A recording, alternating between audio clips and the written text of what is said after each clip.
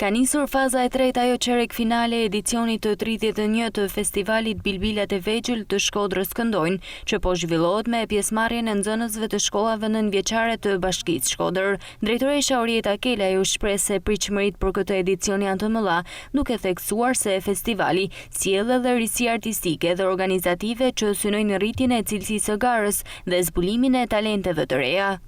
Jemi në fazën qerek finale, në fazën e tretë të konkursit Zërave Bilbilat e Vegjël të Shkodrës këndojnë, në edicionit e 31.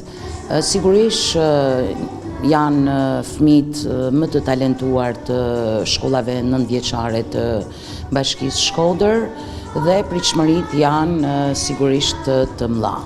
Risi janë zërat e rinj dhe fëmijët e talentuar që na vinë sidomos në klasat e para, aty ku edhe pritshmëritë tona janë edhe më të mëdha pra tek të vegjëlit, sepse të mëdhejt i dim se i kemi fëmijë pjesë të qendrës dhe pjesë të aktiviteteve kulturore të qytetit tonë.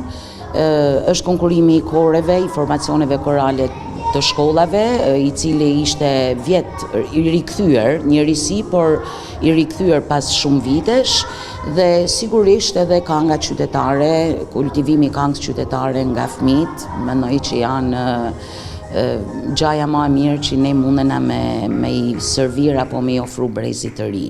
Nga rreth 1200 fëmijë pjesëmarrës në nisje, 570 kaluan në fazën e dytë, ndërsa tashmë garojnë 180 më të mirët. Festivali vazhdon të mbetet një platformë e rëndësishme për zbulimin e talenteve të reja muzikore, duke forcuar traditën artistike të qytetit dhe duke inkurajuar fëmijët të zhvillojnë pasionin e tyre për muzikën.